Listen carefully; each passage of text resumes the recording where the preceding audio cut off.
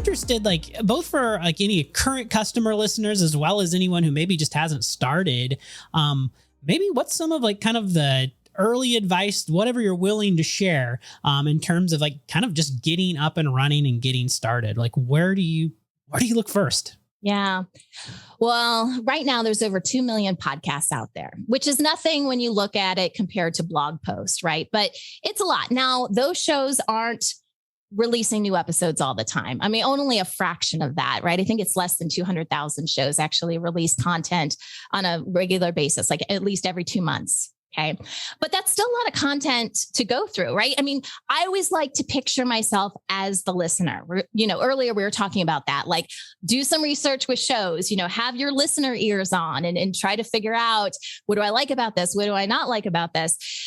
So I always like to approach things from the listener's perspective. And one of the things that throws me off completely with a brand new podcast, if I'm out there, trying to find new shows, is poor audio and video quality. I don't even put up with it. There's far too many podcasts out there for me to waste my time. I know that sounds really harsh, but we are all limited with our time every day.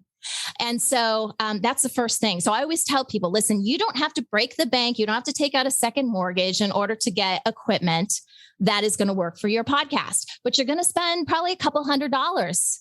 And that's okay. And do that in the beginning and don't skimp on that. Like, don't try to, get the $50 mic as opposed to a $100 mic. Like, just do it, because it's become so easy to start a podcast. What's harder is to continue doing it and to maintain it and to grow it.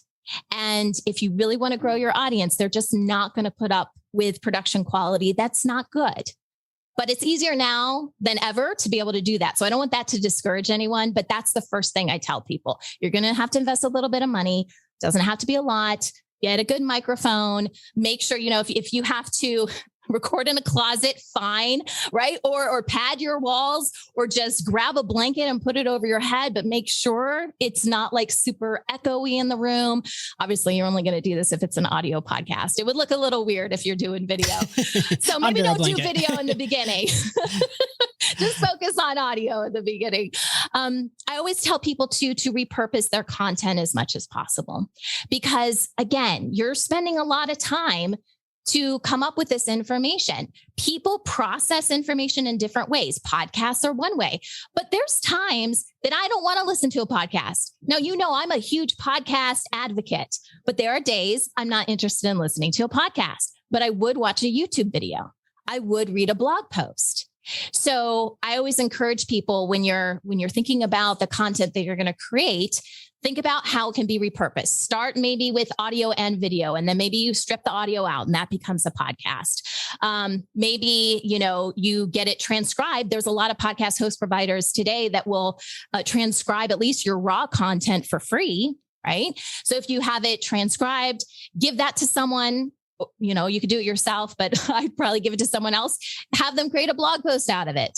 Have them grab some quotes and turn that, into some graphics that you can use on social media. Get as much out of this whole thing as possible. And then, you're going to connect with more people as a result.